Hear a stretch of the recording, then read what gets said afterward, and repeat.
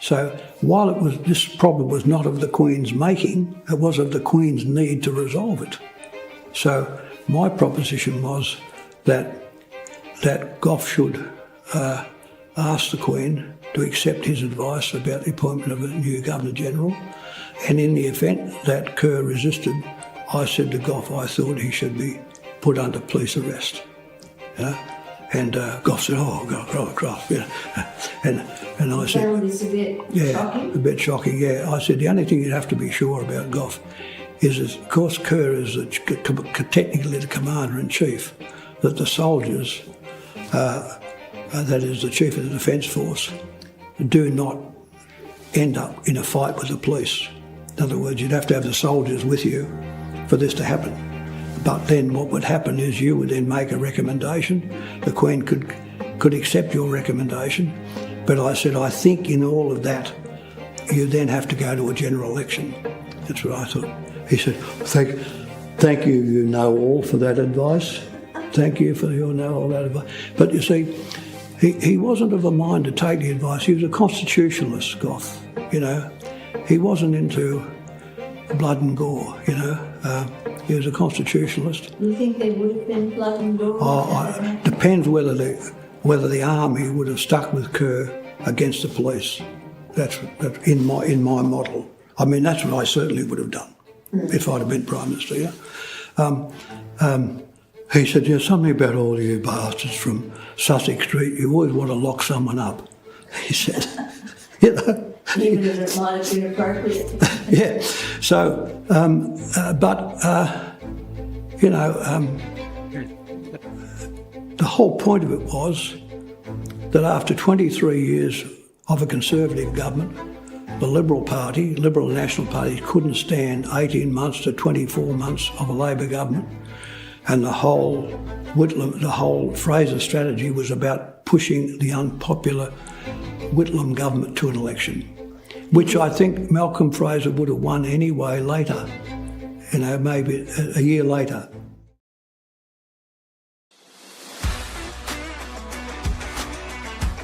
Hi, perhaps you recognize me. It's your favorite president. We will decide who comes to this country and the circumstances in which they come. Anybody in this country doesn't minimise their tax. They want their heads ring. Socialists don't like ordinary people choosing, or they might not choose socialism. The answer is might, because I want to do you slowly. I was saved by God to make America great again. We shall fight in the fields and in the streets. We shall fight in the hills. We shall never surrender.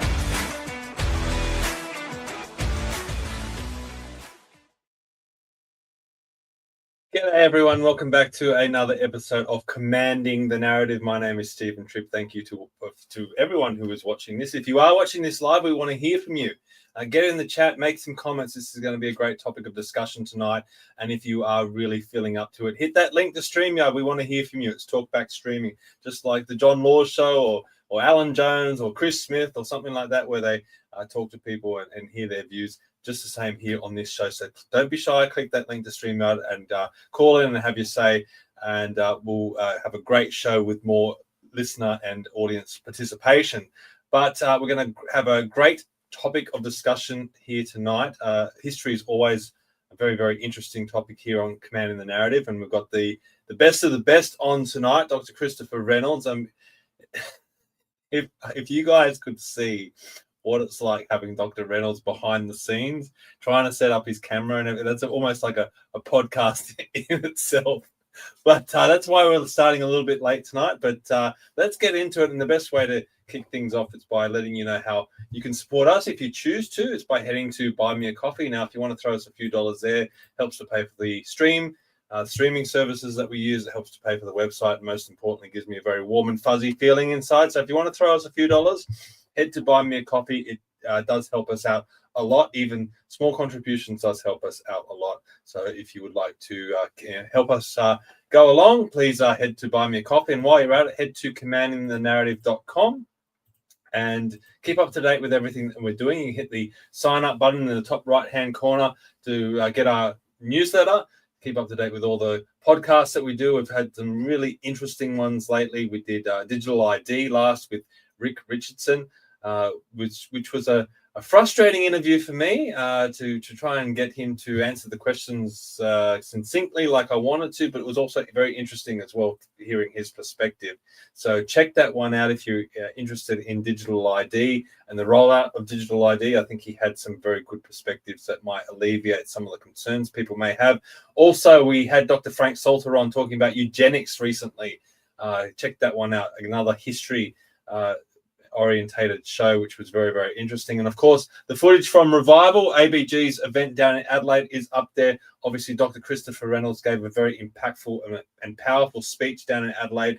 So check that one out. It's on the website at the moment. While you're on the website, you'll be able to see all the articles and former newsletters. You can participate in these 2 surveys here, which we're getting a lot of great feedback on. And if you want to know who's coming up on the podcast, in the week ahead, you can head to the website and get all that information as well. And lastly, please head to AustraliansForBetter.com. A lot of what we're going to be talking about tonight will relate to Australians for Better government. The more members that we have, the stronger our movement will be. So if you haven't signed up to be a member, please head to AustraliansForBetter.com. It is $35 to sign up to be a member.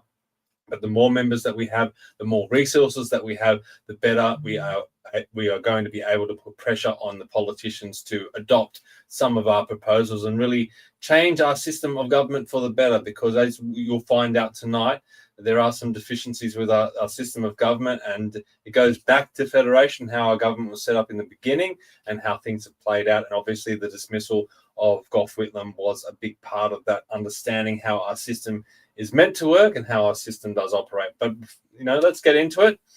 He's a returning guest, Dr. Christoper Reynolds. We've had him on the show many times, and he's also been a great speaker at our Australians for Better Government events. The first one was on the Gold Coast, the Endless Horizons event, and last was in Adelaide at Revival. Check those 2 out, specifically the last one at Revival, as I said, was a very impactful and powerful speech. But let's bring him on. Have you got your camera all set up and you're all comfortable? Dr. Christoper Reynolds, welcome. I hope you've made me a member after all of this, mate. All the work you put me through. To take my picture. Mate, you're an honorary. $35, surely. No, you're exempt. Okay. All right. So we're going to talk about a big moment of Australian history: the dismissal of the Gough Whitlam government in 1975 by the Governor-General John Kerr. And obviously Malcolm Fraser had a part to play in all of it. It's the 50th anniversary, and I feel like the Labor Party has done a good job of trying to rewrite history and change our views of what happened on that day. But it's painted as the Governor-General sacking Gough Whitlam. In my view, all he did was dissolve Parliament and give the option to the Australian people. It went to a double dissolution election, and the Australian people chose to get rid of the Whitlam government in an overwhelming fashion. But you were there at the time. You had some direct involvement. Let us know about that involvement and what were you feeling at the time. Now, tonight we're going to talk about this subject to do with the Constitution and the sacking of Gough Whitlam. Now, I know that the Constitution, when you think about it, who reads it? Who knows it? Yet, with all the research I've done and the whole thing about politics, tonight is the good oil. So if you've ever been interested in politics and how we got where we are, this is the story. And when it happened with Gough Whitlam, of course, I was at university in Adelaide at the time. And I was in the Labor Party, but that, because I was born an Irish Catholic, and that's what you were born into, was the Sydney Catholic right wing of the Labor Party. In the Labor Party? Hey? You're in the Labor Party?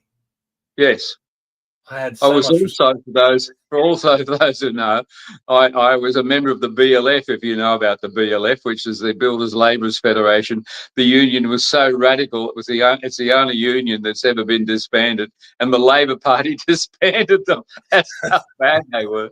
But anyway, there I was, working on building sites and paying my way through university, and but I mean, the Labor Party was nothing. I mean, all the universities, particularly where I went to university in South Australia, were totally communist. I mean, there were 5 branches of communism. There were the Trotskys and the Leninists and the Maoists. I got to think who else was there. And you had to learn to pick them by how they dressed and their little uniforms, etc. So it was just a radical time.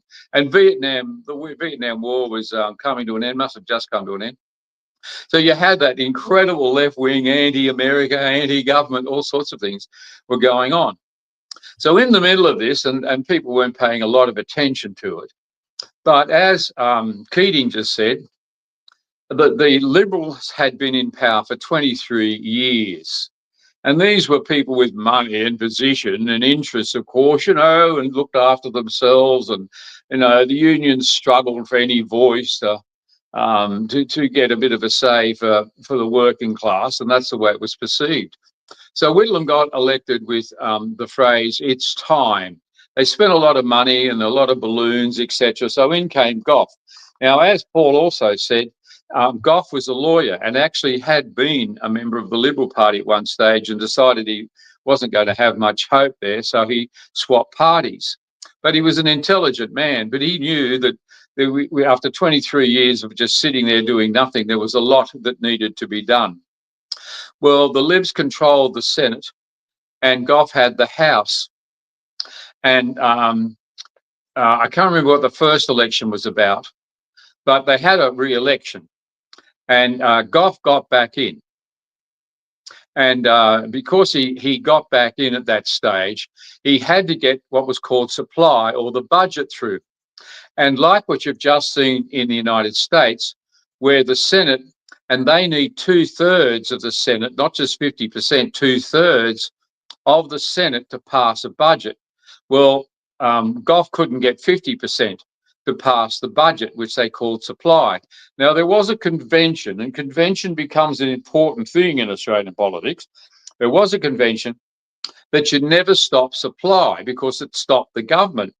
All sorts of salaries, as you've just seen with the American situation, stop supply, then people don't have any money, trains don't run, etc. But the Liberals were set on getting rid of Gough. And so they for the second time, blocked supply. And it's at this point that the crisis was brewing. And it was a setup. Fraser actually said something. This is because you're looking at when did it all happen? November 11. But July of that year, Fraser had already let out a sentence that said, "We're going to see the end of the Labor Party." Now, I did a lot of research in this because it became a topic for my dissertation when I did my PhD, which was a rewrite of the Australian Constitution. And I was in a Republican country, America, and they thought it was really a novel idea on how Australia could actually become a republic. So they sort of pressured me into doing all this legal work on the Australian Constitution. So I got right into the subject of what was happening.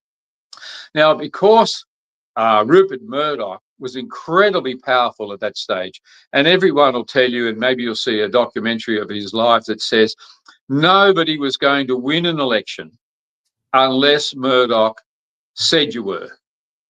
So I found a secret meeting where Murdoch came in by helicopter to a farm, and I believe, as I recall, it was Fraser that he met with and gave him assurances that if he pulled off the swapping of the government, so he got into power, that Murdoch would back him in becoming Prime Minister. So with the money and the power set behind Fraser, then he was able to go off and talk to the Governor-General. And so what we actually witnessed in 1975 was a coup d'etat. It was all set up, the people with the money, the opposition, the Governor-General were all ready to go. So in the morning of November the 11th, Gough met with his cabinet, even though it was a Remembrance Day, and people were remembering the fallen for the First World War. It was so important that the cabinet met, and they decided that they were going to put to the Governor-General a half Senate election. And so at 10 o'clock, Gough got in the car. At 10 o'clock, he had the meeting with the cabinet, and at 1 o'clock, he had an appointment with the Governor-General. However, Fraser had already arrived at Government House, talked to the Governor-General, sort of boosted him up and said, now you have to do this, you have to do this, and went into the next room so he could hear what was going on when Gough arrived. So Gough was shown into the study, and Kerr just had one question. Are you prepared to call a general election? And Gough said, no, I'm here to call for a half Senate election. He said, therefore, I have no choice but to dismiss you. And Gough said, well, we'll see to that. And Kerr said, I am sorry, but it's too late, which is to suggest, more than suggest, he was saying that he had already assumed what Gough was going to say and had already sent a communique to London, to Her Majesty, to say he had dismissed the Prime Minister. Now, a week later, I saw Gough in Adelaide, and I became good friends with his sister Frida for a good period of our lives together. So I was very much aware of what was going on in the party and the family and how it was all being rolled out. Now, you asked the question, why didn't people vote him back again for a third time in as many years, I think? Well, the answer was, as I recall, people thought if the Governor-General has dismissed him, where there's smoke, there's fire. He obviously needs to be dismissed. We may not know why, but the Governor-General wouldn't act unless it was important. And people just had that respect for the institution of the Governor-General representing the Queen. And if he'd sacked the Prime Minister, there must be a good reason for it. And people were just basically confused. And again, he was now didn't have power. He didn't have access to all the funds that governments have to get themselves re-elected. So Fraser then walked into all that money that's available for a government. But the other thing that happened was that the House had already passed a bill for the budget, and it was now before the Senate. Now, the moment Fraser walked into the Parliament and said, righto, let's do it, then the Senate passed it. So he had money to run the country by the next morning, which Gough couldn't do. So Fraser had not only the country running, so he didn't have a national crisis, and he also had access to all the funds to get an election and Murdoch's backing. So with all the publicity, etc., he then won the next election. Now with Paul Keating, young Paul, and he was only in his 20s, and just an advisor really to the cabinet. I mean, him saying, oh, we should have got the police and had him arrested. Of course, there's stupidity. Which police? The police are state police. And there is a federal police force, but it was actually quite small. And I mean, I don't know if they looked at borders in those days. They must have, I suppose. But a few issues. And whether they carried guns, they were there primarily with Billy Hughes introduced it, Prime Minister Billy Hughes, to protect the politicians. So Paul is right in saying, maybe that wasn't a good idea. If we called in the federal police, the Queen, because she had been notified of the dismissal of Gough Whitlam, could have just called, or had her secretaries call the armed forces. And if they'd resisted, pulled out the guns, because this was, if Paul had done that, it was not just tyranny, it was, what's the word I want? It was not just rebellion, but it was rebellion against the Crown. And I mean, that was not going to be tolerated. I mean, think of the Falkland Islands, where they just sent in ships and the army if you're going to step out of line like that. So Paul, I mean, Gough was right to say, you blokes in Sussex Street, always want to get violent. But what Paul was saying was one, it was ignorant because he didn't understand the nature and the powers of the Governor-General. And secondly, it was arrogant to think that he could bring in the police and arrest the representative of the Queen. Now, the issue that firstly came about was, could the Governor-General do what he did? Did he have the power to actually dismiss the Prime Minister? And the answer was yes. And there were two sources of power that Kerr actually relied upon. One was called the reserve powers, which are those powers given to the Governor-General under what was called the letters patent. Now, this country started off with letters patent from King George to Arthur Phillip. And this elaborate document sets up the social, the political, and the religious life of a colony. So it's very detailed. It talks about the Aborigines, it talks about the convicts and the Marines and giving the convicts land, etc.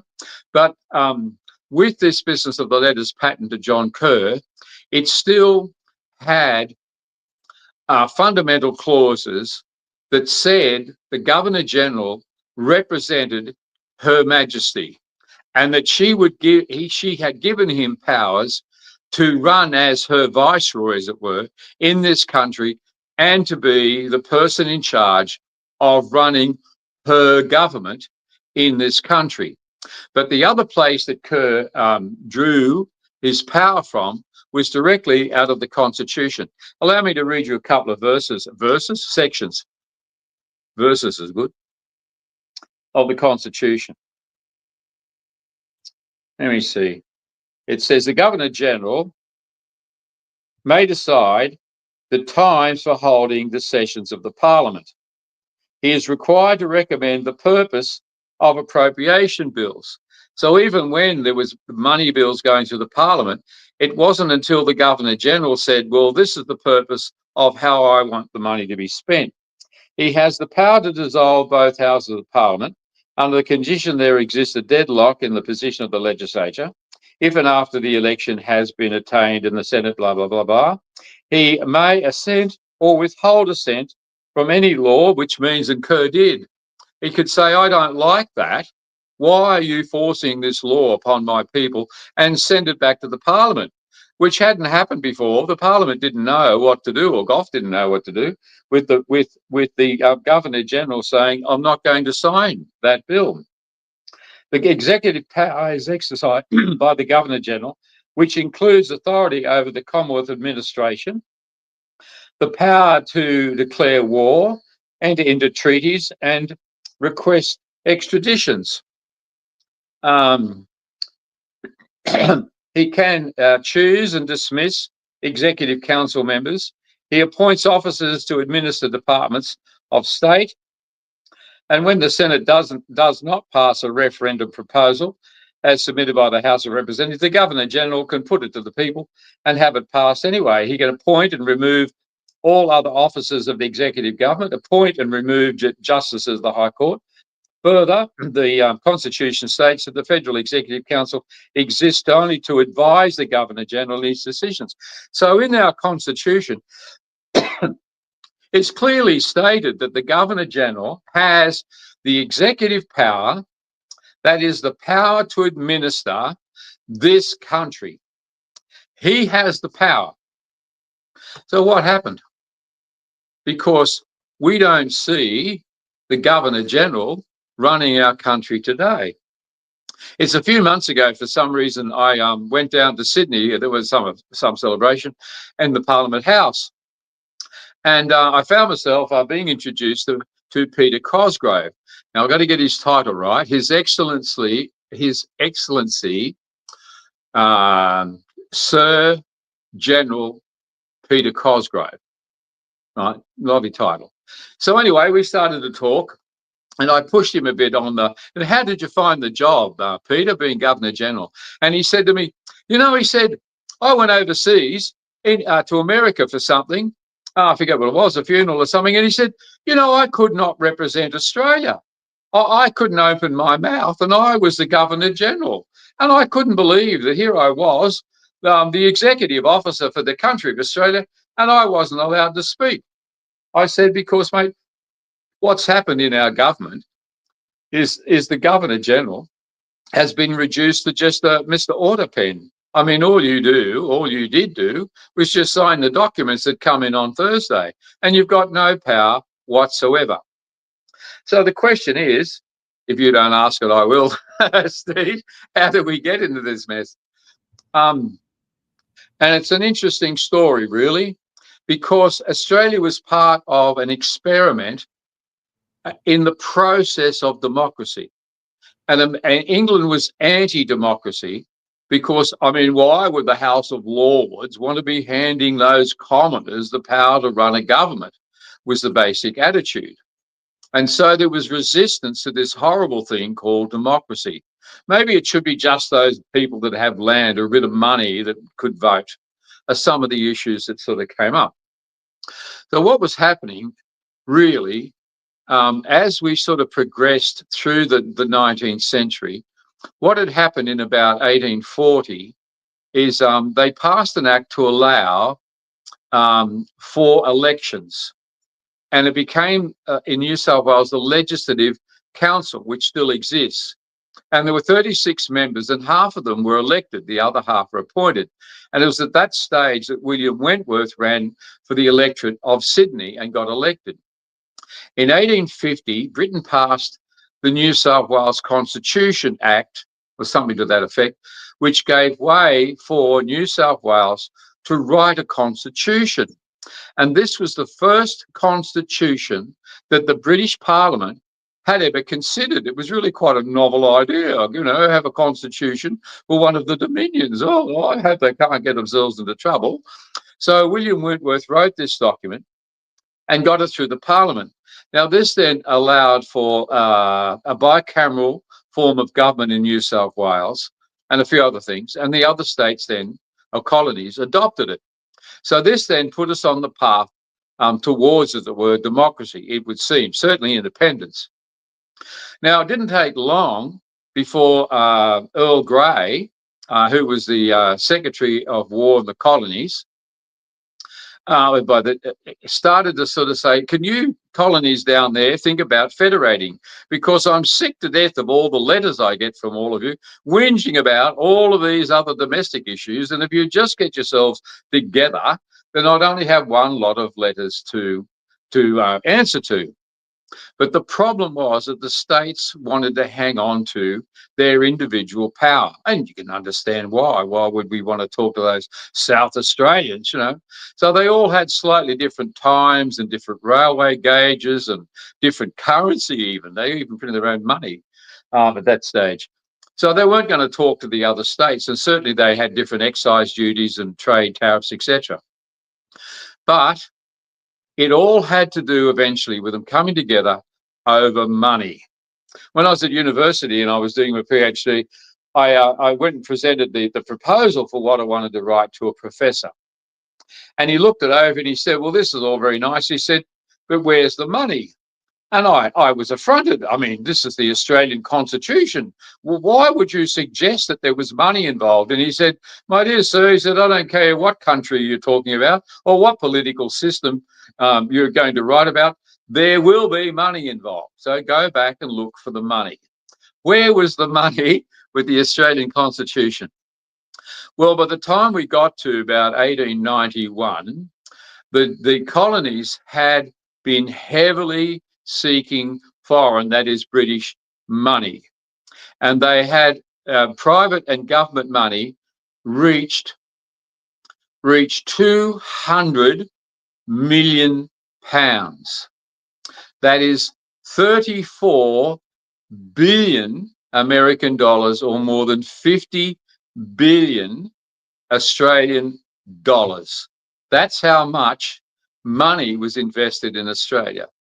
And a British Prime Minister by the name of Disraeli once said, colonies do not cease to be colonies just because you give them independence. And of course, he was talking about money and the stronghold on investments. So Britain wasn't about to give up control or oversight of the money, and therefore it was not also going to give up sovereignty. The British Crown would remain sovereign no matter who did what. Now, the situation in Australia got so severe with its borrowing that Victoria was in incredible debt, and it had to word to New South Wales, and they decided that if they got a federation going, then they could push their state debts onto the federal government to relieve their pain. And of course, when you think about it today, nothing's changed much. I think Victoria still would like to push more of its debt onto the other states and the federal government to relieve its pain. So there we were with this sort of hidden agenda on two fronts. One, the states trying to federate so they could relieve the pain of the debts that they owed. And the second was the British wanting to secure their investments and make sure that that Britain remained sovereignly in control, was the sovereign of this country. Now, with all of this, there's another little aspect as we approach what happened in 1900. And that is that as they progressed over that 100 years, they'd sort of changed models of how they understood how to treat the colonies. And they were up to a stage where they'd moved from representative government, which wasn't people electing their representatives, but that the Governor-General represented the monarchy, and they'd moved to a concept of responsible government. And therefore the Governor-General was responsible to the monarch, but also responsible to the Parliament. And that principle then became one of the two fundamental aspects of how we got the Australian Constitution.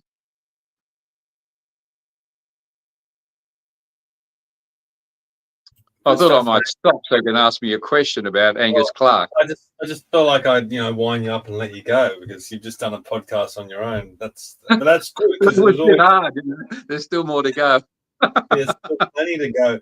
Look, we are going to get on to Andrew Inglis Clark because it all ties into what happened in 1975. But maybe let's just tie up a few loose ends about 1975 because they're the things that people really understand. Yeah. And then we can go into the more of the background stuff with how the system was set up originally. I mean, the first question I want to ask you, I mean, you almost painted it in the light that it was a coup d'etat. Do you think they were in the right to do so, or do you have sympathy with Gough Whitlam? Oh, I think there was sympathy there for Gough because nobody really understood what was happening. Why is he being sacked? We elected him to be the Prime Minister. How is this happening?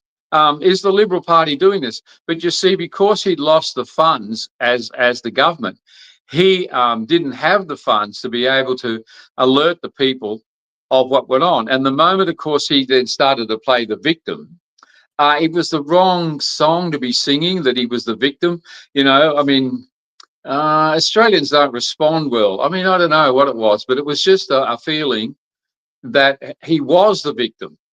But all that stuff I talked about with the coup d'etat, none of that was coming out. I mean, I told you about Murdoch's secret visit. It was a secret.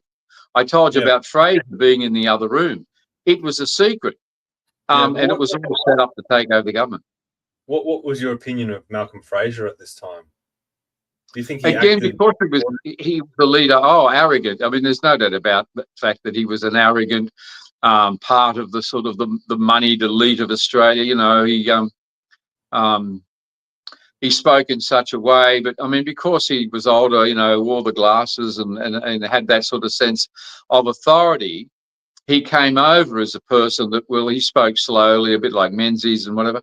And so people saw him as an authority figure. Yeah. What about since how the Labor Party have tried to, I think, rewrite the history? I mean, do you think that's a fair comment? Do you think the Labor Party have been trying to rewrite the history of the Whitlam dismissal? I mean, I always go back to the point that it was the Australian people that ultimately got rid of the Whitlam government when they went to the 1975 election, and then they did it again in 1977. Yeah. You see, I had the answer to that, though. I think ask me the question precisely. like, do you think the Labor Party has tried to rewrite the history of what happened? Yeah. Now, there's several things here. When it came to federation of the states, the Labor Party didn't want a bar of it because they felt that they could deal with the states better with their unions and have, we're just taking on the states and trying to take on a federal government. So they were anti-federation just to start with. They weren't involved at all as a party. Now, of course, they did get elected and things rolled on, and they were terribly communist at one stage, and they did ban the Communist Party. But there's always been this anti-English feeling among the Irish, and therefore, and the Scots, and therefore the Labor Party. So it seems you can't kick England enough for the Labor Party. So when it came to Gough and him trying to exercise Australia's independence, it really did move up to Bob Hawke with the Australia Act in 1986, if I got my year right. And they had different groups overlooking the Constitution and what they could do, etc. And I think that was basically John Howard wanted to have a republic as well. But with what Hawke achieved, and again, it's anti-British, and you think it's on the road to independence. So rather than actually have a referendum, the thing was to get a bill passed in England called the Australia Act. And what this did was that Britain agreed to have no more interest in the Australian political system as such. So the Queen became the Queen of Australia, and the cord between Australia and Britain was cut. Now, when I then looked at the letters patent, and after that, I thought it had finished. And they'd actually changed the letters patent that we issued that year, changed a few things in terms of the relationship with the monarch and the power of the Governor-General. And for the first time in any document, the word Prime Minister is added. And that is, the Governor-General shall listen to the advice of his Prime Minister. Well, who's the Prime Minister? It's not the Constitution. So here is this new entity called a Prime Minister that's suddenly in a letters patent. Now, I thought that was the end of the letters patent being sent to Governor-Generals, but it's not. I discovered that in the book I referred to a moment ago, I've got in the back the letters patent from 2008 from Her Majesty to whoever was the Governor-General at that time. I tried to find the current letters patent to our GG Sam to see what has come from King Charles to her, giving her power as the Governor-General to represent the Queen of Australia, but I haven't been able to find it. It's probably there. But she's issuing her own letters patent to start commissions on various things. Can you just quickly... But there's always been this anti-English feeling that the Labor Party has had that's just, in their blood. But these letters patent, are you saying that the monarch can change their instruction to the Governor-General and what powers the Governor-General can have without changing what's in the Constitution? I mean, is it extra powers, like you're talking about reserve powers? And they can haven't seen... Yeah, it's not so much a changing of the powers as I read through them, but a refreshing of the powers to the current Governor-General. So it's, every now and again, I thought it was with every Governor-General, they get issued again, and here are the reserve powers. But I was surprised that I've actually got in my book a copy of the 2008 letters patent to whoever was the Governor-General at that stage, because I thought it had finished in 86, but it hasn't. Yeah, they're still there. I was interested to see. Now, remember, those letters patent basically say the Governor-General is my authorised person to administer the government. And that's all it needs to say. It's that broad that they can administer the government. Well, this is one of the things I was talking about in my speech at Revival in Adelaide, at the Australians for Better Government event. The Prime Minister is not mentioned at all in our Constitution. However, the Governor-General is mentioned, and this is the amount of times, I'll just bring it up on the screen, how many times the Governor-General is mentioned.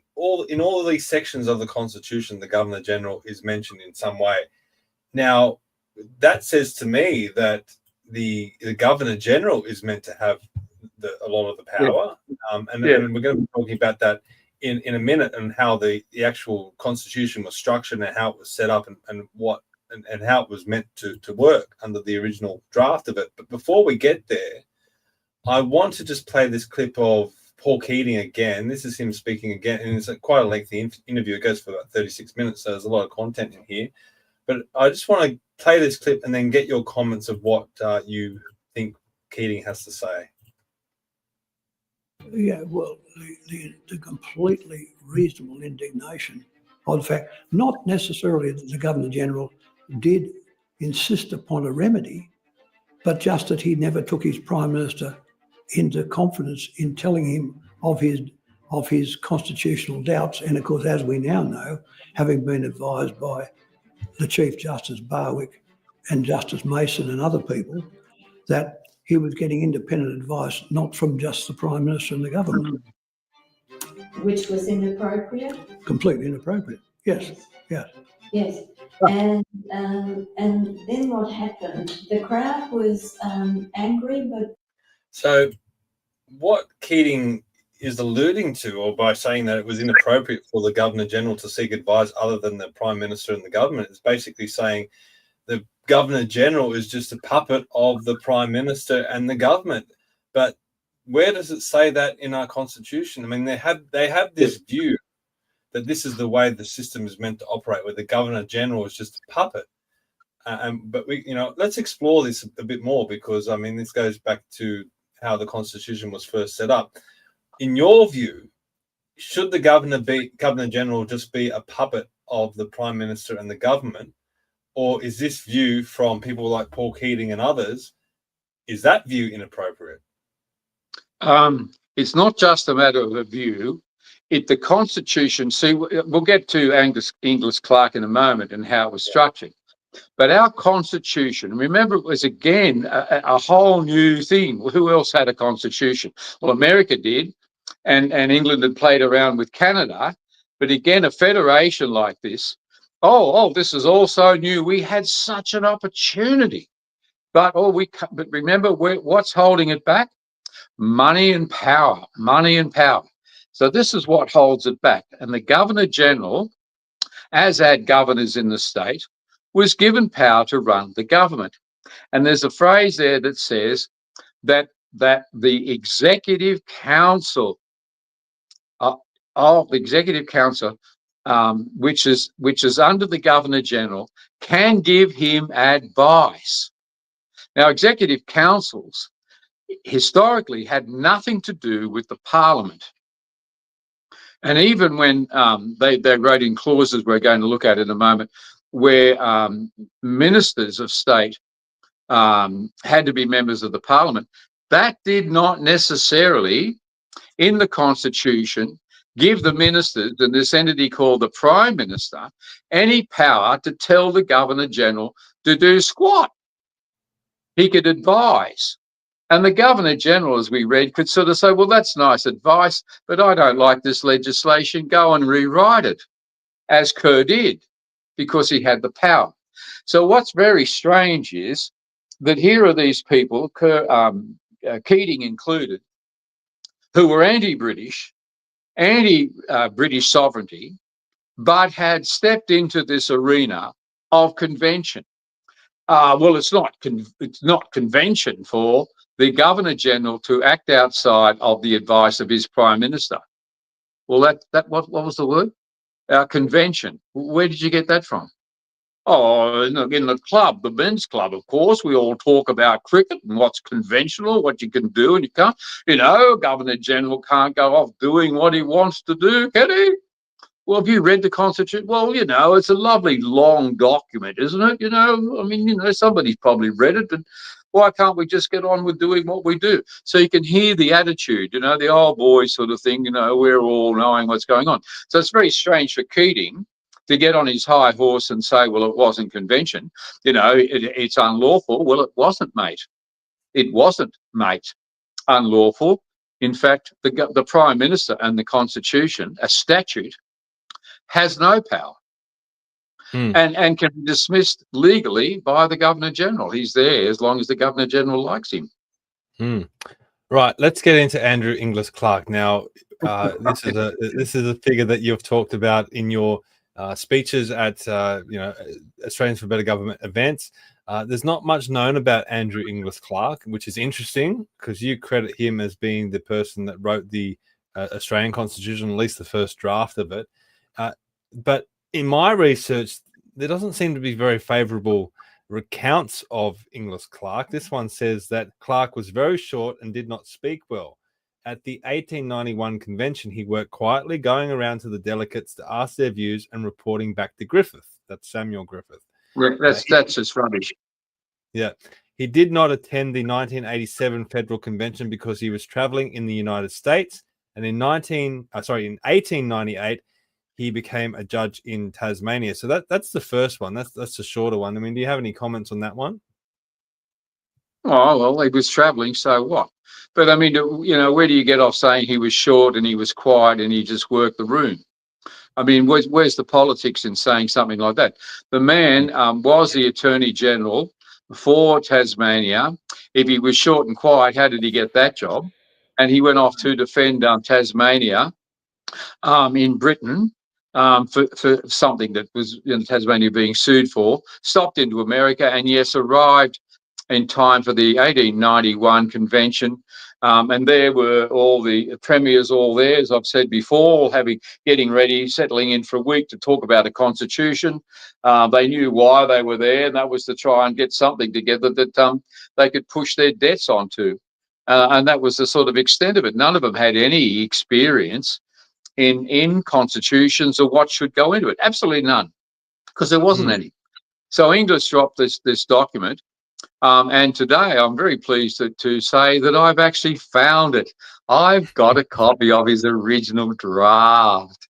And it's fascinating to read because he rightly, as you find in the American Constitution, starts off with a section on executive power. But the document gets doctored and they push the executive power to the next section after the Parliament. We're going to elevate ourselves in the Parliament and become Chapter 1. And the executive power will move to Chapter 2. Well, this is sort of, you can hear the arrogance in what they were doing because it's not the way you do it. I mean, power starts and is held, sovereignty is start, because it starts off, that our Constitution starts off with talking about the monarch. Well, then what would you move to next? The monarch's representative, of course. And in America, I mean, the president, the whole executive section takes up the first section. So it was very arrogant and a statement of where these guys were at to move the executive section, the Governor-General, past all of that business to do with the Parliament. Well, let me read this because, I mean, this paints the picture a little bit more. This is on the Australian Dictionary of Biography website, and it's again talking about Andrew Inglis Clark. Now, down this section is quite lengthy, but it says, through his experience as business manager of the family engineering firm, Clark first became interested in federation as a solution to intercontinental tariff rivalry. He was a delegate to the Federal Council in 1888, 1889, 1891, and 1894, and the Australasian Federation Conference in Melbourne in 1890. Before the National Australasian Convention in Sydney in 1891, he circulated his own draft constitutional bill. That's what you're discussing and you're talking about. This was practically a transcript of relevant provisions from the British North American Act, the United States Constitution, and the Federal Council Act, arranged systematically, but it was to be of great use to the drafting committee at the convention. Parkes received it with reservations, suggesting that the structure should be evolved bit by bit. George Higginbottom admitted that the acknowledged defects and disadvantages of responsible government, but criticised Clark's plan to separate the executive from the legislature. Clark's draft also differed from the adopted constitution in his proposal for a separate federal judiciary, with the new Supreme Court replacing the Privy Council as the highest court of appeal on all questions of law, which would be a wholesome innovation upon the American system. He became a member of the Constitutional Committee and chairman of the Judicial Committee. Although he took little part in the debates, he assisted Sir Samuel Griffith, Sir Edmund Barton, and Charles Cameron Kingston in reviving Griffith's original draft of the adopted constitution on the Queensland government steam yacht Lucinda. Though he was too ill to be present when the main work was done, his own draft had been the basis for most of Griffith's text. And Alfred Deakin, in his book The Federal Story, described Clark at the conference as small, sparse, nervous, active, jealous, and suspicious in disposition, and somewhat awkward in manner and ungraceful in speech. He was nevertheless a sound lawyer, keen, logical, and acute. So there's a lot to unpack there. Yeah. Now, first thing is, it's sort of like reading an auto book there, that the guy's got a stack of stuff and he's just picked it off a stack of different sites. But it's not until I get into what was going on that I've worked out, you see, because, and you get it, but you don't, because Clark had come up with an American style of the separation of powers. Now, here's the conflict, and you've just read it. The separation of powers meant that you had a republican form of system. However, Clark put in that we were still a constitutional monarchy, because it was the monarch who would ultimately stand over the top of, or sit over the top of, the Governor-General. But his powers were separate from the legislature. But the legislature people couldn't take the fact that they were going to lose power. So here they are rubbishing Andrew Clark. I mean, who else stops to say, oh, he's just a little squeak of a guy? Well, why would you want to criticise the person's physical appearance? You know, why would you do that? And the other thing is that with that getting on the boat business, when I first, with Griffiths, when I first read it, I believed that Griffiths had said to Clark, now, why don't you come and sit on the centre or whatever it is with me, and Barton will be there, and the fellow from South Australia, and we'll go over what you've written. The Tasmanian people, the university down there, says that he was not on the boat and he was already sick and went home. Now, whatever happened with him being on the boat or not, all of his clauses end up in the Constitution. So rubbishing him doesn't help. He was still the brains behind our Constitution. Full stop. No argument.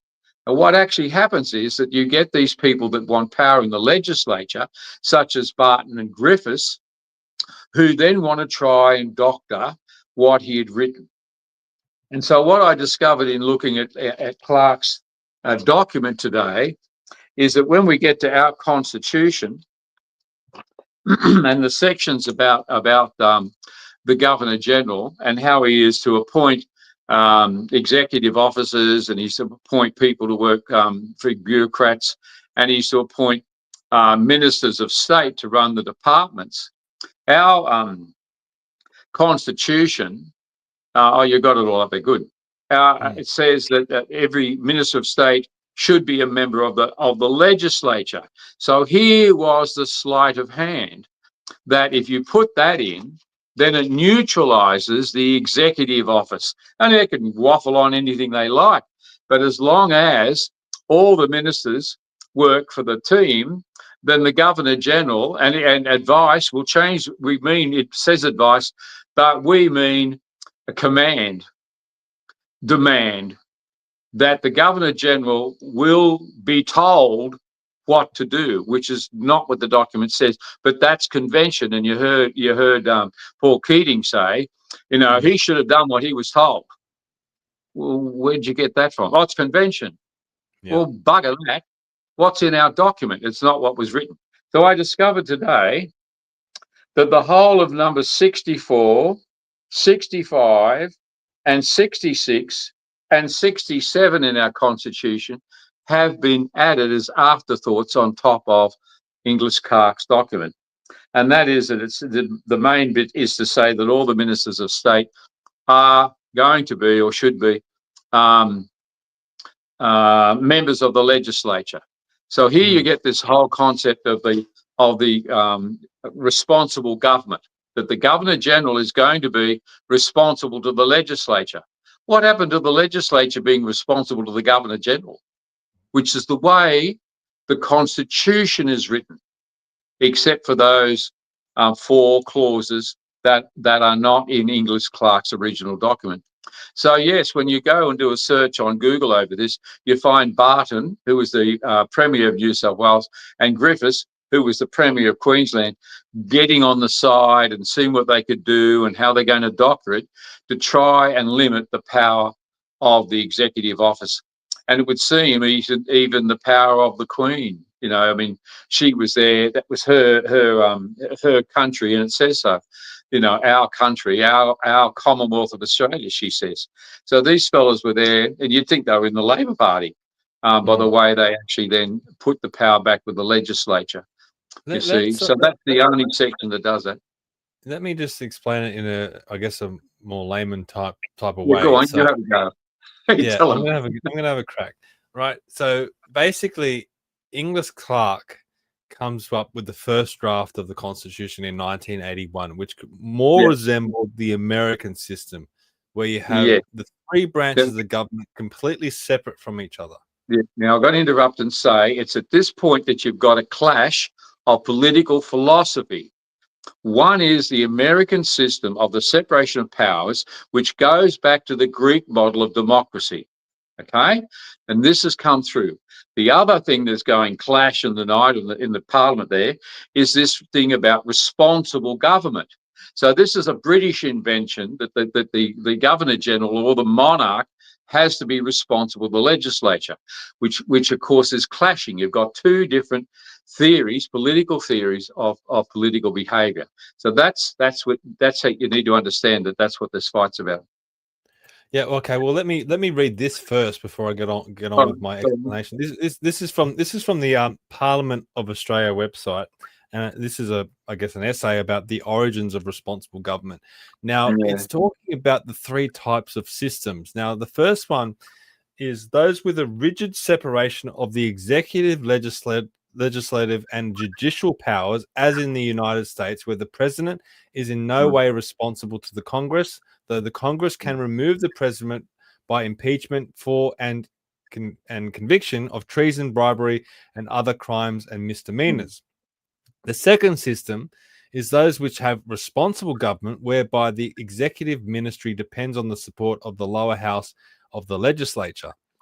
And the third one is those with hybrid systems, a combination of responsible government with a president who can, in certain circumstances, overrule the responsible government. Now, it goes on to say, the Westminster system of responsible government, under which ministers must be members of the Parliament, is seen by many as the most developed and the most democratic.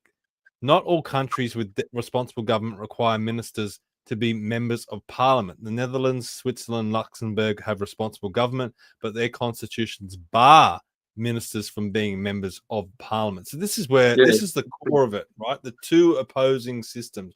The more American system, where you have a clear separation in the powers, and I guess you would describe the Australian or Westminster system, where you have this concept or convention of responsible government, where the ministers are part of the executive branch, but they have to be sought from the legislature. So you don't have a clear separation of powers, but they say, oh, well, they're responsible to each other, they're responsible to the Parliament, and blah, blah, blah. Okay. So let me have a go at even being simplifying what you simplified from what I said to be simple.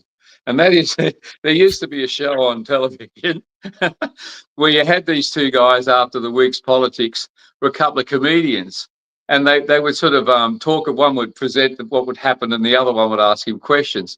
Well, it's a bit like that. Well, you know, how was your day in Parliament today, Bob? Oh, well, you see, you know, well, what happened was we had an election, and I got together with my mates, and we all decided that there were more of us than there were of them, So I said, well, if you make me the leader of our mob and call me the Prime Minister, I promise all you blokes that when I get in, I'll make you ministers. All right, then we all vote and you're the Prime Minister. So off, he said, we had that meeting and I went off to see the Governor-General and I told him that I was going to be the leader of the mob in the Parliament because I had more people that were going to vote with me to pass my legislation than anyone else. And then I've got a list of all the fellas that I like and I put it to the Governor-General. And of course, he does what he gets told these days. So what happens is we're now back in the Parliament. And of course, I've got a cabinet with all you fellas. But I'm telling you what we're going to do. And if you don't like it, I'm going to sack you from the cabinet. All in favour, say aye. All right, well, we got that one through too. So here it is that I suppose who rules Australia? I do, because I'm the Prime Minister. What did I say? Australia has a ruler that has more power than the British monarch or the American president. Our Prime Minister can just decide on an aeroplane that he wants all of Australia to recognise a Palestinian state. And I said it, and therefore it is. Because he can. He is the elected ruler of Australia. And yet in that document called the Constitution, there's not one democratic phrase in the entire document. And the Governor-General is, as I said before, just an auto pen. He does what he's told. So does the Cabinet. So do the ministers. He can do anything he likes until his mates decide to turn on him. And we have a terrible system. And to say that our system of responsible government is the most advanced, it is a shocking hybrid system that robs the people of their democratic rights to have an independent government, that is an independent president or executive officer who listens to them and runs our country, and not the blokes that have been elected to form legislation. We have a shocking system and it needs to be reformed. So it wasn't so much of a case of them taking Inglis Clark's constitution and deleting things from it. They were adding things to it, which made it a mess. Now, if we go back to chapter 2, you're saying that sections 64, 65, 66, and 67 were added. But if you were to remove those and just read chapter 2 without those sections, you've got section 61, which relates to executive power. The executive power of the Commonwealth is vested in the Queen and is exercisable by the Governor-General as the Queen's representative, and extends to the execution and maintenance of this Constitution and of the laws of the Commonwealth. Then section 62 is the Federal Executive Council, which, I'd like you to expand upon. This is the council that's set up to advise the Governor-General. Section 63, provisions referring to the Governor-General. And then section 68, which I suppose would have been section 64, the Governor-General is in command of naval and military forces. So this is a high position. But these other sections that have been added only undermine this position, order it down. Yes, and you've got to go to the front of that document that you're reading, the Constitution. Let me get to it. And there's a section 4 that's just states it straight out before you get to the business about the Parliament. Number 4, the Act of the Constitution of Australia. 1, 2, 3, turn over the page. Have I got the right one? Section 4 is provisions relating to the Governor-General. Yeah, I've got two parts of it here. Wait a minute. 1, 2, 3. Provisions relating to the Governor-General. The provisions of this Constitution relating to the Governor-General extend and apply to the Governor-General for the time being, or such person as the Queen may appoint to administer the government of the Commonwealth, but no such person shall be entitled to receive any salary from the Commonwealth in respect to any other office during his administration of the government of the Commonwealth. Is that the one you're looking for? Yeah. The Queen gives the Governor-General the power to administer her government, her Commonwealth. He is the administrator. He runs it, not anybody that's been elected to just pass laws. Incredibly important. So what you're reading in where am I? I've got documents all over the place here. What you're reading in 62 and 63, 61 executive power, relates directly to that clause number 4, that the Governor-General is given power to administer this country.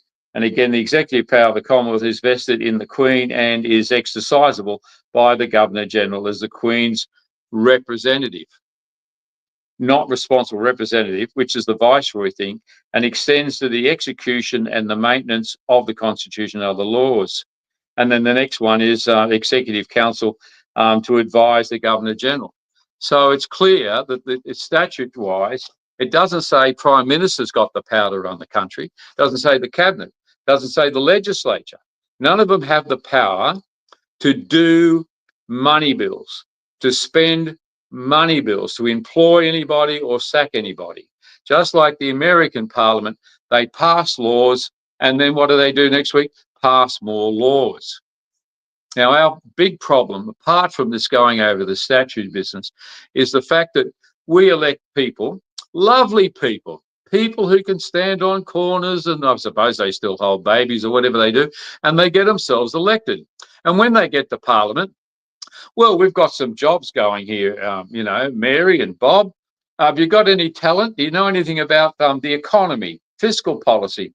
What about aerospace or agriculture? You don't know any of those things. Oh, well, you can be the Minister of Agriculture anyway, you know, and you can be the Minister for Finance. They don't know anything.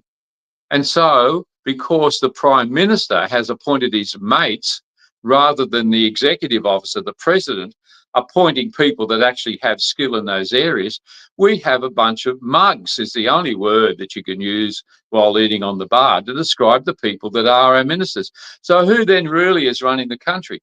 It's the bureaucrats, just the bureaucrats, and then there's more bureaucrats. And how do bureaucrats solve a problem? Oh, with more regulations. We'll get the Parliament to pass another regulation.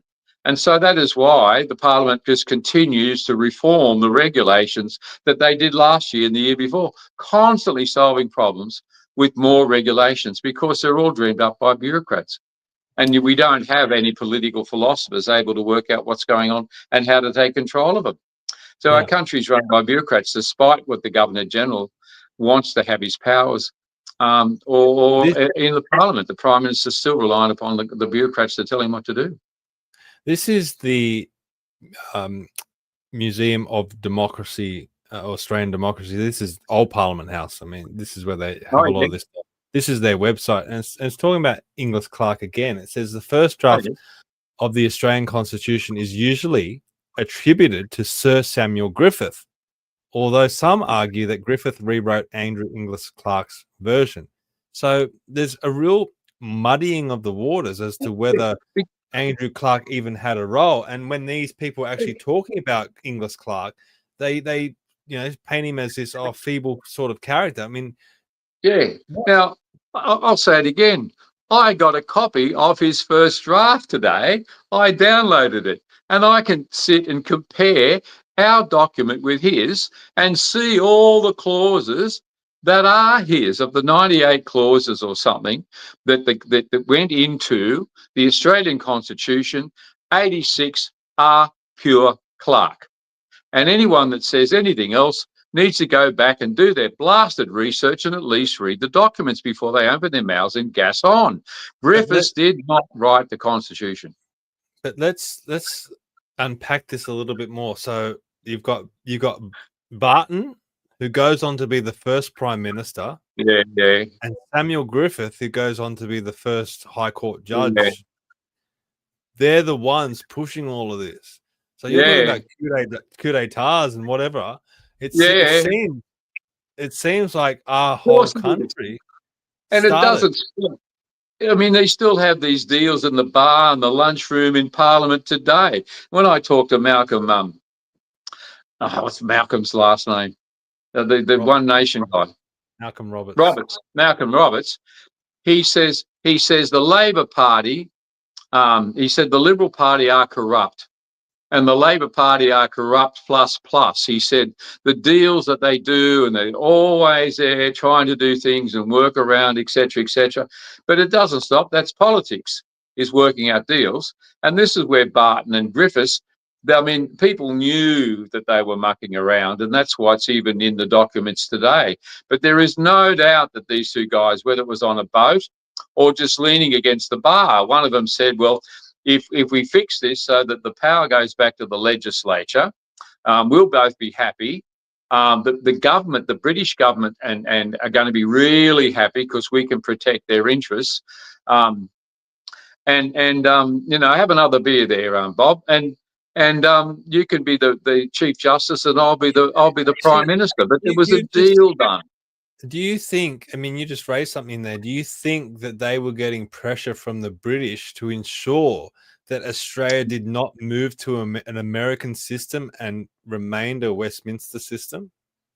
There's no evidence. There's no evidence, direct evidence, that there were phone calls or whatever. But the answer is yes.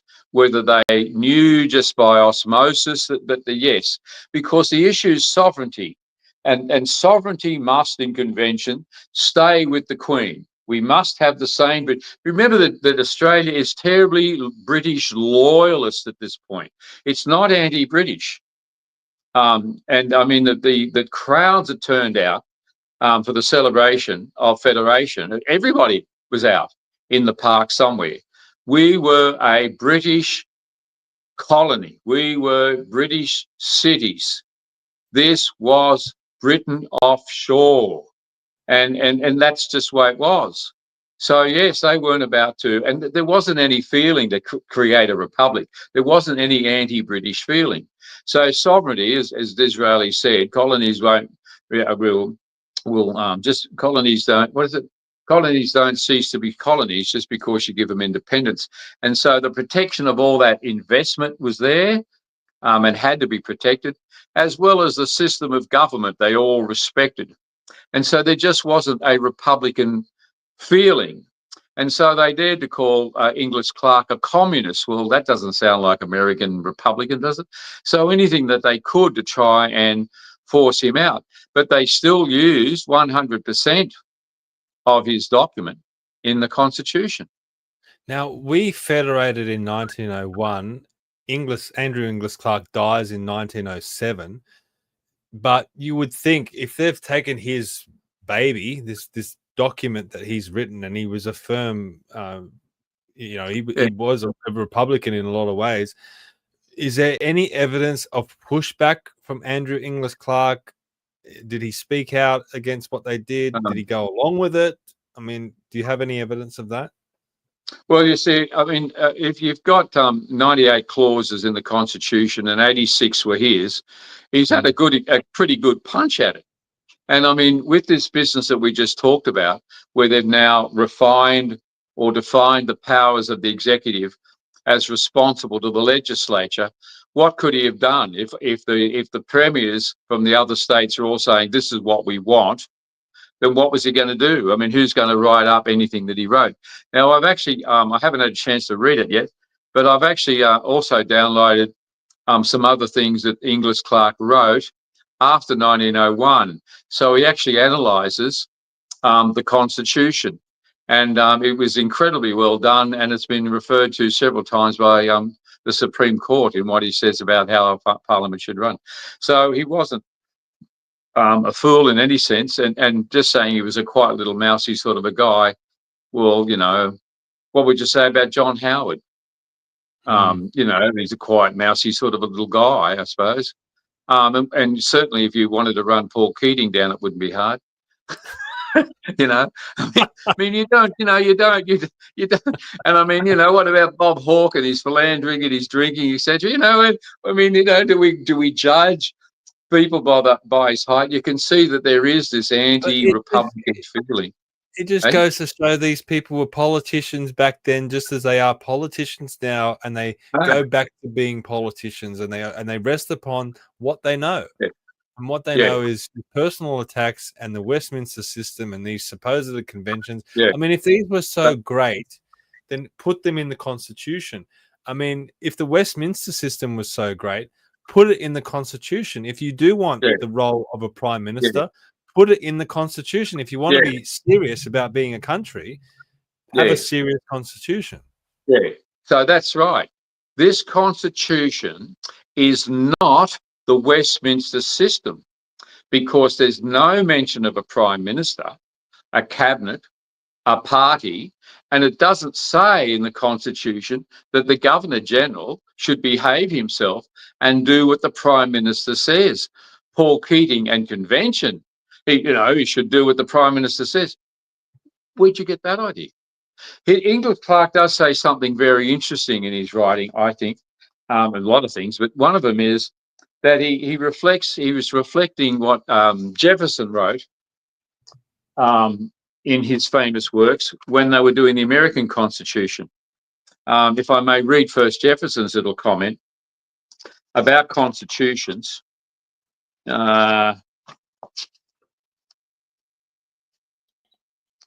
Jefferson says, some men look at constitutions with sanctimonious reverence and deem them like the Ark of the Covenant, too sacred to be touched.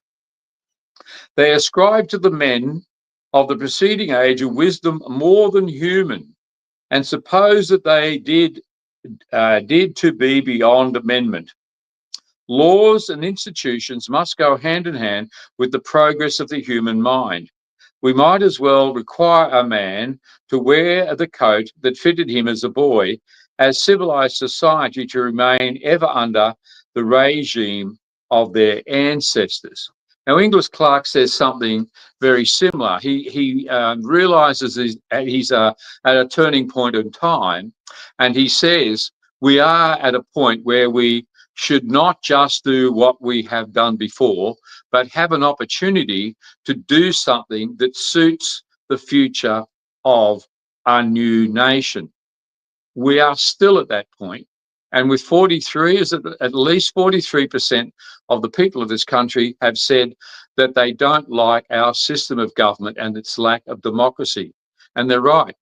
Where is democracy when we just vote every time we vote for another ruler to take place? We need something that separates our government, really separates our powers. The Westminster system has had it. Getting the executive government people to be answerable to the legislature is an old, useless, worn-out system. And we need to have public referendums, as they do in America, where you get to vote for something if you really think it's strong enough. And we need to vote for independent authority to run our system of government. Now, there's a few things we can tinker with. There may be some improvements on the American system. I'm sure they could improve it. But in terms of the principle, we have to make a choice. Do we want our executive to be constantly responsible to a bunch of legislatures, or can we understand all the way the politics all the way back to the Greeks, that it needs to be a separation of powers so that you've got that tension between them in making laws that serve the people? And we really do need to come up with something where we feel like we are represented and our government is serving the people. Well, as you say, we currently have an autocrat in the position of Prime Minister, where the Prime Minister runs the House of Representatives in the legislature. He tells the Senate, his party, what to do. Well, the only thing that keeps the Prime Minister in check is the blasted media. And they're just looking for tomorrow's drama. What else can we get on him, or what about this crisis? So news has become crisis. It's not news anymore. It's they're all out to win a Netflix award or whatever it is, a Grammy or something. But there's dramatic music as they catch the Prime Minister going up the stairs. It's just ridiculous. Yeah. Let me ask you this question, right? So the Prime Minister is not in the Constitution, but we've had a Prime Minister since 1901, and you can blame that on Sir Edmund Barton if you want. Should we have a Prime Minister in the Constitution? Is it necessary for us to have a Prime Minister? What is your view? Get rid of it. I think as we look at the American system, what we need is someone that's not in the legislature, that his job is to run the government. And he or she hires people that know their craft. They know what the policies are. See, Donald Trump and his people, his team, have policies. They want to change things that the Democrats didn't do or did do. And they wanted, as they say, make America great again. So, you know, they've got a political philosophy, they've got a social agenda, an economic agenda, and they're able to do it. Now, if the legislature needs to support the president or rein the president in, they can pass a law that stops him. He can only act because the legislature has given him permission to administer. They give him the money to administer. And we desperately need to separate that out and get that tension, because, I mean, the way it works at the moment, it doesn't matter which party we've got, it's still it's still a dualism. It's still Coles and Woolworths, an oligarchy. Well, you'll be in this time and I'll be in next time, and I won't change your laws if you don't change my laws. When did we have a new government that sat down to rescind 50 of the laws that the last party did? We don't. They all just accept the muck that was written the last time, even though they said, I disagree with all of this muck you're passing, and call it muck. And then they all just get on with doing and accepting what the bureaucrats had told them the last time. You know, so where is our policies? We definitely need, I tell you what we desperately need, Stephen. We need a vision. I get sick to death of turning on the news, and every day, you know, if we watch Sky News or whatever it is this week, and we thought, what's different to what I'm watching this week to what I was watching 6 weeks ago? It's still drama. It's still the same issues. Somebody else has fallen off their push bike, sort of thing. You know, there's still an argument over some policy. Nothing's changing much in what we're doing. But where is the vision? Where is the visionary? Where is the leadership that's taking this country anywhere? We are desperately in need of leadership. I tell you the key word that we've lost, and that's enterprise. Enterprise. What turned this country around from just being a group of people that were set free to have land in Australia was Macquarie. Lachlan Macquarie had appointed a fellow by the name of David Campbell, who was an Irish banker. And it was Campbell that he appointed as secretary of the colony. And Campbell and a few others got into Macquarie's head and said, Adam Smith, there's a Scot that's written a book called The Wealth of Nations, and he talks about the economy and supply and demand. And they got into Lachlan Macquarie, where he got the concept of progressing a nation based on prosperity.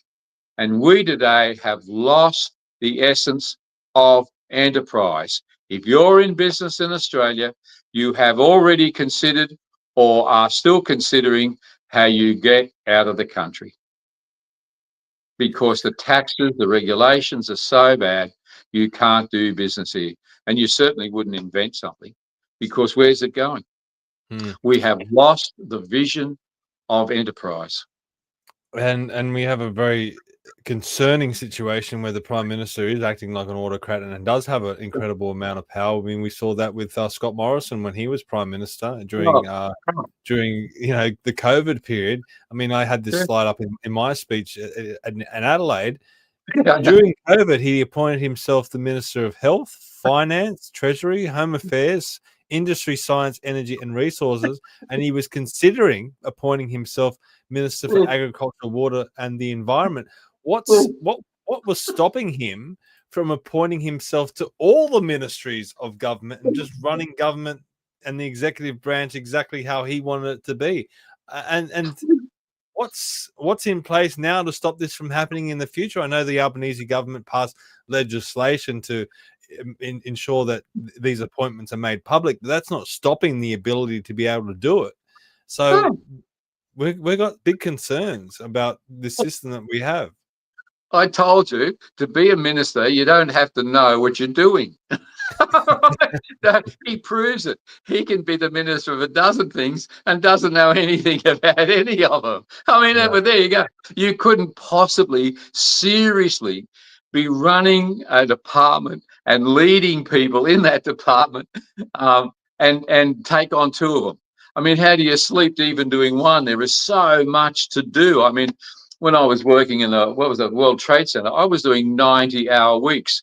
I would come home, sleep, get up and go again. I didn't see my family and kids for over a year. I mean, I just put in 90. That's more than 2 weeks' work in every week.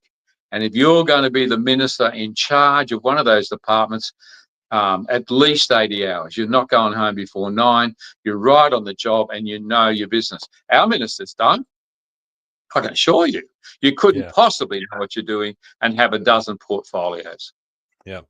Well, let's take it back to Whitlam, because this is why I guess, Yeah, went on we this talked about roundabout journey is to explain as to why the Governor-General has certain powers. And I mean, the Governor-General shouldn't just be this auto pen that you talk about. The Governor-General should have a lot more say in the government. So do you want to finish up with any points in regard to, I guess, the Whitlam dismissal and the power of the Governor-General? Yeah, if it had been the other side and they'd actually sacked a Liberal person, I can just imagine out of that old school with them saying, you can't do this, it's not convention, not cricket, you can't just go doing what you want. So it's fascinating to see a member of the Labor Party who was still so soaked in the convention of what Parliament was about. So what happened to the rebel, boy? Where's the rebel? Where's the revolution of you doing so? So it didn't go their way, is what you're hearing. And if it had gone their way, you can bet they'd be just sort of giving it a kick as they went past. They wouldn't care. So, it's not convention. Well, when did you guys care about convention? So yes, you can find, that they actually turned to this silly thing called convention and didn't turn to the Constitution because it didn't support them, is what it is. People ask, what can we do?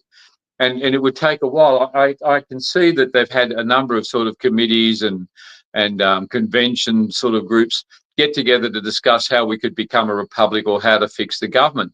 I've not read any of them. I should. But what do they come up with? Because we're no closer to getting independence than we were before. Now, there's two parts to this, of course. One is that we still have a large Caucasian population here that is still very pro-British. They don't, and conservative. Australians have been over 100 years very conservative in change. So we're not going to get the people jumping up and causing a revolution to bring on a republic. We're not going to get it from the existing politicians. No one's going to say, I just had a bright idea. Let's become a republic. And then we'll elect the Governor-General and give up our power. It won't happen in this country for two reasons. The same old reasons. Money and power. What Premier or Prime Minister is going to shoot themselves in the left temple and say, I don't want the power and I don't want the money. I'm quite happy for a Governor and a Governor-General to tell me what to do. It's not going to happen because they're not going to give up the power. So I say to people, when they say, well, what can we do? I think voting for more independence. We need to break the oligarchy. There needs to be more thinking people in the Parliament that are not going to be bought, and they won't be bought at the end of the bar by a bribe, as what happens. Take the teals. I don't know what's going on with them, but they've become, fairly useless as far as I can see. So we need independent thinkers. We need absolute independent thinkers, and we need to vote for many independents and somehow sort that out. Because they're a growing number. I mean, whatever the percentage is, the two main parties and the independence is coming up. And I think that's our first port of progress, is to get more independence in the Parliament. Well, I've been saying we can't rely on the politicians anymore, and I suppose that's why we started Australians for Better Government. And I know some people might see this as a pitch, but I think this is incredibly important. We can't rely on the politicians to drive the change that we need in this country. We do need a grassroots people's movement to drive the change, and that's what we are trying to do with Australians for Better Government. So if you like what we're saying, if you agree with what we're saying, we need you to join. If we don't have a strong membership base, then when we go to put pressure on the politicians or lobby the politicians or try and persuade the politicians, the first question is going to be, what is your membership? How many members do you have behind you? And if we say, we've only got, half a dozen or a few hundred or whatever, they're just going to throw us out. So we need a grassroots people's movement to drive this change in the country. And if we need people to get involved. And we can't, as you said, these politicians are not going to give up the system that they've got currently. They're going to go along and they'll probably just enshrine their power even more. So yeah, please head to australiansforbetter.com and sign up to be a member, and let's push this stuff out there, because this stuff doesn't get talked about when we're not discussing it. It doesn't come out in the media or anything like that. So thank you, Dr. Reynolds, for being part of this discussion. Have you got a copy of my book to show people? Because the last 2 chapters of my book are dedicated to this issue. I talk about show me the money. Where was the money? How developed the place was. Yeah, and if you press on that website and say, go and watch the video, because this is the most accurate record of Australia's history ever published. Yeah. What a capital idea. Please buy the book, not because I'm selling it, but because I personally am sick to death of all the rubbish that is out there. And we need to straighten it out and understand what an incredible country we have and what amazing people have contributed to making it a great country without all the rat bags that just think and look after themselves. And you can find that at drchristoferreynolds.com. You hit buy the book and it will take you through to the website where you can purchase the book. If you want to find that. Yeah, they just have to look up what a capital idea and it should take them there. Yeah. Yeah. And you can get your copy of the book. And I've got my copy. And I know when you came down to Adelaide, you completely sold out of all the copies that you brought down to Adelaide. It's definitely resonating with people. And you've also written this other book in the past as well, Shadow of the Crown, which people can also get on Amazon. Yeah. Now, where you get that is you need to contact me directly because it's out of print. I sold a lot. But I'll send you the PDF and you can have that, I don't know, $5. How about that? You can have it. I want the money first. I'll give you the PDF. And you got to remember, I wrote this, when you get into it, I was 33 when I rewrote the Australian Constitution, and I picked it up to have a read tonight, and I thought, you know, this is better than Tony Abbott's auto what's he got, an AI book. So my effort at 33 is better than the former Prime Minister. So it's worth a read because I actually discuss what actually happened with Whitlam in the Shadow of the Crown. Contact me. Find my phone number there somewhere, and I'll give you the PDF. Yeah, right. Okay, so last question. All right. Was Whitlam a good prime minister, and did his government deserve to be given the chance to continue? I think yes. I think that we were 23 years standing still at the bus stop, and that people really did feel that we needed to move. There were so many things that he just moved in. Now, people that are criticised the Goffs, they say, oh, we moved too quickly. Well, maybe. But you see, he also wanted to do something about energy, and he had this idea that all the gas off Western Australia, we could put a tunnel and run it across Australia, and all the East Coast would have all this gas. Now, you think, oh, that's a bit of a silly idea. Well, was it or was it not? But he couldn't get the Treasury, which should do what it was told, to actually give him or get him the loan for the money. And they should have. It was progress, it was employment, it was free gas. We would not have this great, stupid debate going on about energy at the moment if GOUGH WHITLAM had been able to bring the gas across to the East Coast. Oh, well, what happened to that gas there, Dr. Chris? The Japanese bought it. Aren't we stupid? All right, all that gas goes off to Japan, you know, at a BHP. So he was doing some terrific things. I mean, and trying to get people into education and free education, which was something that the government wanted to do. That was good infrastructure building, getting into the mines, not with all the social welfare programs. What is it? 1/3 of the nation is currently on social welfare. I mean, you know, I don't know how to assess that and who should and who shouldn't. But in anybody's government, that's a huge amount of dependency, and we're in a real mess. And here's the bigger piece of hypocrisy: we want to be net zero, or we want to be pro the environment, but we are quite happy to sell our dirt to other people to make iron ore and sell our coal, and that they pump stuff into the atmosphere, and we just turn a blind eye and don't realise we are the contributors. We contribute to that so-called sin every day, and every time you turn on your phone, you're using electricity. Where do you think it comes from? So the hypocrisy is ridiculous. No, I think Whitlam, if he'd been given a go, I mean, and they got off his back, he was doing great things, and it was because it wasn't the current people who had power. They needed to get him out. And I don't know where they thought they were losing, except that they just always, he's not one of us sort of thing. And they wanted to get rid of him. So you're still a Labor man at heart, aren't you? No, I tell you, I've been really down in my life, and I've been really up there. I mean, I worked with the White House. Now, when I worked in the Senate, there is not a senator who is not a multi-millionaire. And everybody gets around with starched shirts, and they have their initials on their pocket. And you stand there and go, where am I? Now, I did a thing with Reagan. I was one of the first people that analysed what you came to know as Reaganomics, which was supply side economics.